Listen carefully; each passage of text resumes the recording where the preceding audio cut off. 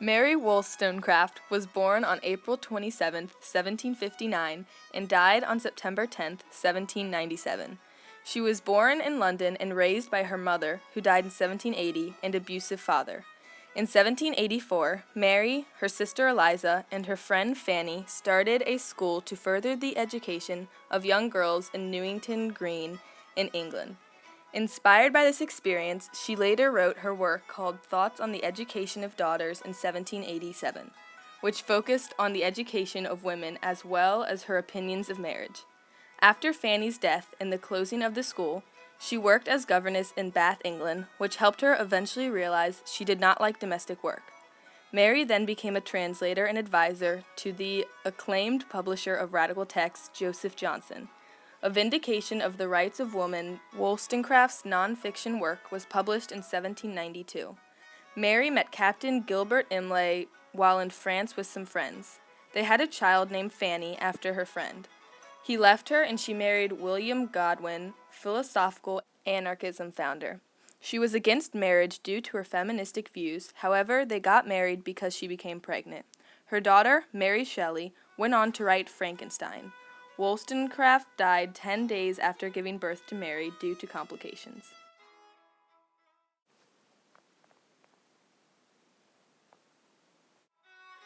Mary Wollstonecraft was an avid writer who focused on many topics before her famous work, A Vindication of the Rights of Women.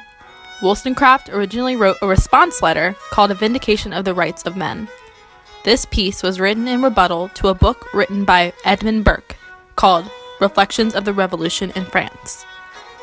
Burke wrote this as a critique of the French Revolution, which was an uprising that eventually overthrew the French monarchy, thus establishing a republic in France. Burke defended the English monarchy in a time where much criticism was done against it. He also stated that the English should not choose their ruler like the French had won the right to do. On the other hand, Mary Wollstonecraft was a supporter of the Revolution and a thinker far ahead of her time. Her work, A Vindication of the Rights of Men, stated that men had the birthright to freedom in areas such as religion and politics. She said that the monarchy was unaware of the struggles of the lower class, and by giving the lower people the right to choose their ruler who understood their struggles, it would benefit all. Ironically, many people of her time coming from the Enlightenment, which focused on the reason of all humans, believed that women should just learn what they needed for being a good wife and mother. However, Wollstonecraft said that women's rights, specifically education rights, deserve to be equal to men's because they are just as equal human beings. Wollstonecraft wanted all girls to be taught everything that a man was taught, not just the ladylike activities such as sewing. She said both sexes were human and should be given the same rights.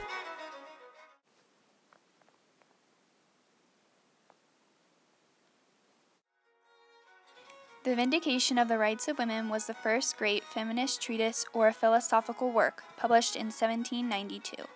The Vindication of the Rights of Women was written by Mary Wollstonecraft, explaining how important and reasonable it is for women to have equality. It is a non-fiction novel about equality for women and men and how intellect will always govern. It calls for education reforms and women in medicine and politics. It makes a point to say that there is nothing wrong with women wanting to look pretty and dress up. The Vindication of the Rights of Women spoke against slut-shaming and for women simply being unable to speak their minds without it being considered an undesirable quality. Mary Wollstonecraft believes that women are subordinate to men because they are taught to be this way from birth. Women were taught to be weak, docile, and dependent upon men. She sought to persuade women to endeavor to acquire strength, both of body and mind, and to convince them that the soft phrases, susceptibility of heart, delicacy of sentiment, and refinement of taste are almost synonymous with epithets of weakness. Mary Wollstonecraft's books are still relevant today, and there is still a long way to go before women's rights are vindicated.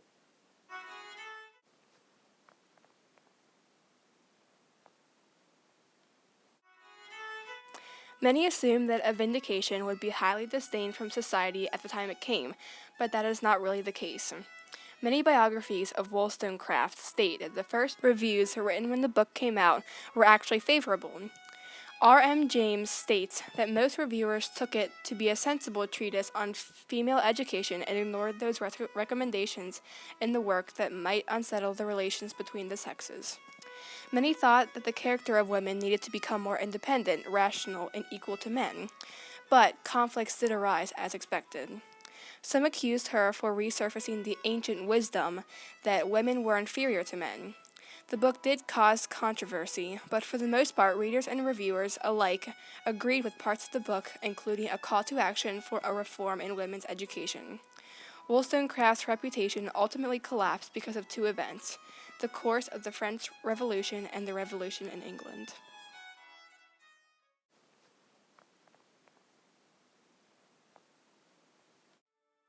Even though many women have fought in the past to earn or protect women's rights, discrimination against women is still a large issue today. Women now have the right to vote thanks to the suffragettes and a seemingly equal educational opportunity.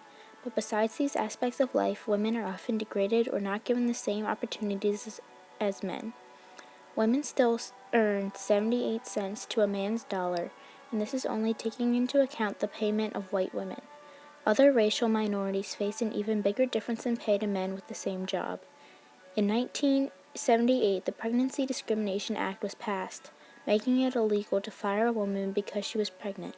But this did not stop discrimination against women who were pregnant, which can lead to even lower pay and not being given the same professional opportunities as other workers. 88% of women have found that their wage decreases after they have had children. In 2011, women made up the majority of the workforce, and women now have more options for careers than ever before, taking over some jobs predominantly done by men in the past. Still, only 7 of 150 elected heads of state are women, while only 11 of 192 are heads of government. Women make up only 4.6% of the heads of the 500 largest corporations in the U.S.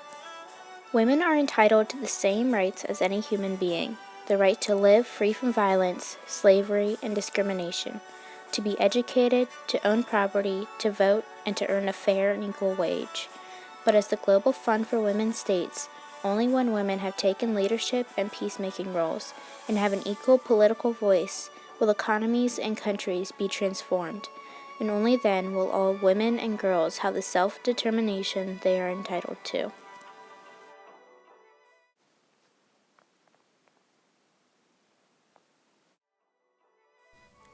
Mary Wollstonecraft, a reformer ahead of her time, introduced to the world a new way of thinking. Her book, A Vindication of the Rights of Woman, presented the people of the Enlightenment and beyond with a strong opinion of pro-women's education, causing major reverberations and making a huge impact in 18th century Europe. For the people of the time, the idea of women's education was far out of reach. Mary Wollstonecraft's impact on society, proving that women are able to learn just as much as men through taking a stand on an unpopular opinion in England, illustrated her bravery and determination. Her idea inspired many other supporters, and its ramifications have continued to spread into modern times. Taking a stand means to be confident and not falter in your beliefs, even if they contradict current concepts regarding what is proper. Mary Wollstonecraft took a stand in numerous ways through her strong ideas and publications about the rights of women. And as Wollstonecraft states in A Vindication of the Rights of Woman, it is time to effect a revolution in female manners, time to restore to them their lost dignity, and make them, as a part of the human species, labor by reforming themselves to reform the world.